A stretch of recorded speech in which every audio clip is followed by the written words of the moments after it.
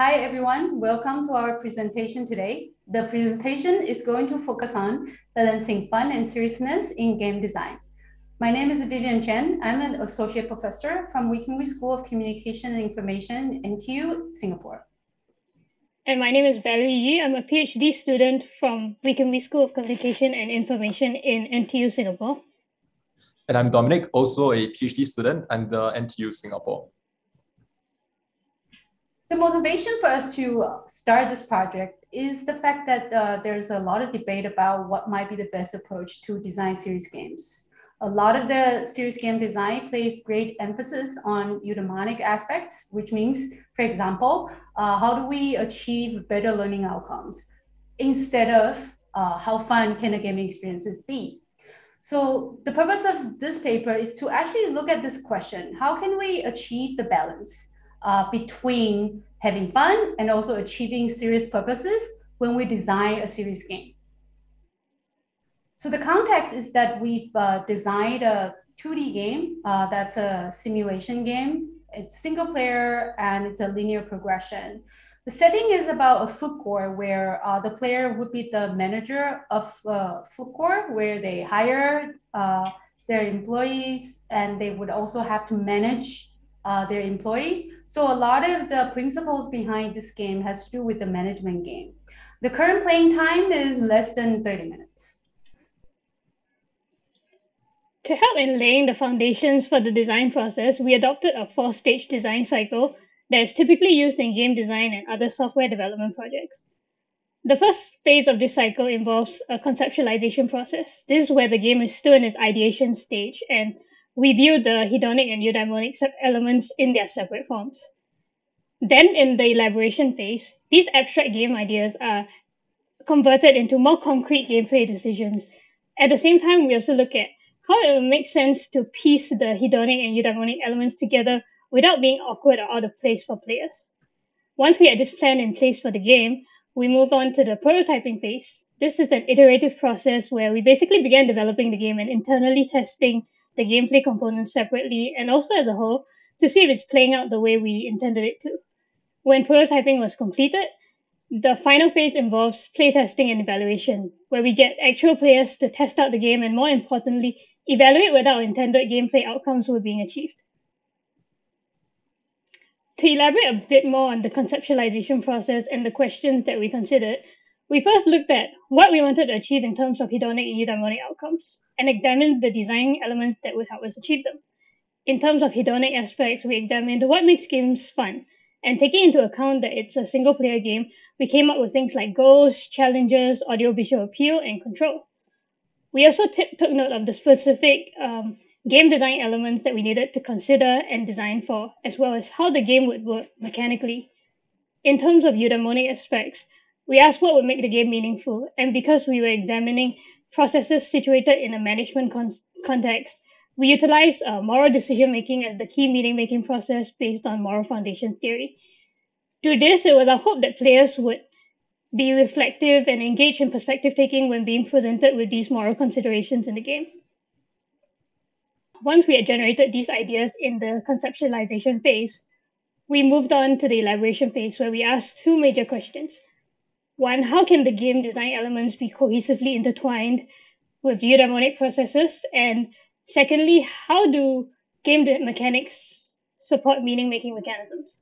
To answer the first question, we had to make sure that the time content synchrony between the two made sense. For example, when we presented a moral decision to the player, it had to be timed to make sense in the context of the game and not seem random. So we synced it up with certain incidents that happened while the food court stalls were running. We also made sure there was contextual harmony between audiovisual cues and the narrative. Basically, were players also seeing and hearing what was being communicated through the story? And lastly, an appropriate use of game mechanics to drive these serious goals. So an example of this was using an in-game hiring process to examine how players may have preferences for selecting certain groups of people to hire situationally. We then asked, how do these mechanics support the meaning-making mechanisms?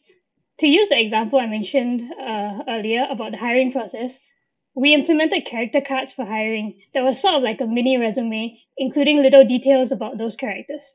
The aim was to examine what kind of decisions players made when presented with details similar to what they would see from applicants in a real life hiring process. After we had a clear idea of how we wanted the game to play out, we started prototyping. At this phase, it was an iterative process where we focused on things like balancing the game, examining outcomes, how information was being presented, how visuals were being designed, and of course, bug fixes. When we had a complete game, we moved on to playtesting and evaluation, where we got players to actually try out the game. We conducted a two-phased playtest where the main aims were to examine players' gaming experiences in the hedonic and eudaimonic dimensions and examine and rectify potential usability and gameplay issues in the current game. In total, we recruited 42 players in the first phase of the playtest and 47 in the second. These players were between the ages of 18 and 56. Gameplay lasted about 20 to 30 minutes, and players were also asked to think aloud and walk the researcher through the decisions that they were making in the game. After the game, we asked them to complete a post-game questionnaire. In the post-game questionnaire, we asked questions that focused on both hedonic and eudaimonic experiences of the players. So relating to hedonic, we asked them how they felt about certain aspects of the game, relating to things like mastery, immersion, challenge, narratives, and so on. And relating to eudaimonic experiences, questions about the extent to which they felt the game was meaningful to them, elicited guilt, and also their moral foundation ratings for the various game dialogues. Okay, so based on the quantitative measures, we managed to generate the descriptive statistics that are shown in this table. And overall, we did see an improvement in the scores for most of the dimensions for the hedonic as well as eudaimonic experiences from the first to second playtest. This also includes players' experiences and perceptions towards the moral scenarios, which was a part of the eudaimonic experience indicator. And one thing to note is that almost all of the hedonic as well as eudaimonic measures, they had average scores which were above the midpoint value in both phase 1 and phase 2 of the playtest. Apart from the quantitative results, we also did gather qualitative feedback from players during both phases of the playtest. And in the first playtest, one of the things that players highlighted was the amount of information that they were exposed to in the game. So players were exposed to a lengthy amount of information with regards to the amount of stories and hiring information that they had to read regarding the different workers. And one of the things that we also observed from the first playtest was that players also tended to hire workers based on the ethnicities and how much those ethnicities actually matched the type of stalls in the food court. Some of the players also experienced boredom by being uncertain about what to do while waiting for the next moral scenario to occur. There were also feedback from players in terms of their curiosity, in terms of wanting to know how they could earn more money and how they were losing money in managing the food court.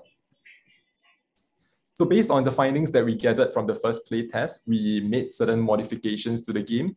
And one of the modifications that we made was the inclusion of this mini game, which allowed players to clean tables during the game while waiting for the next moral scenario to occur.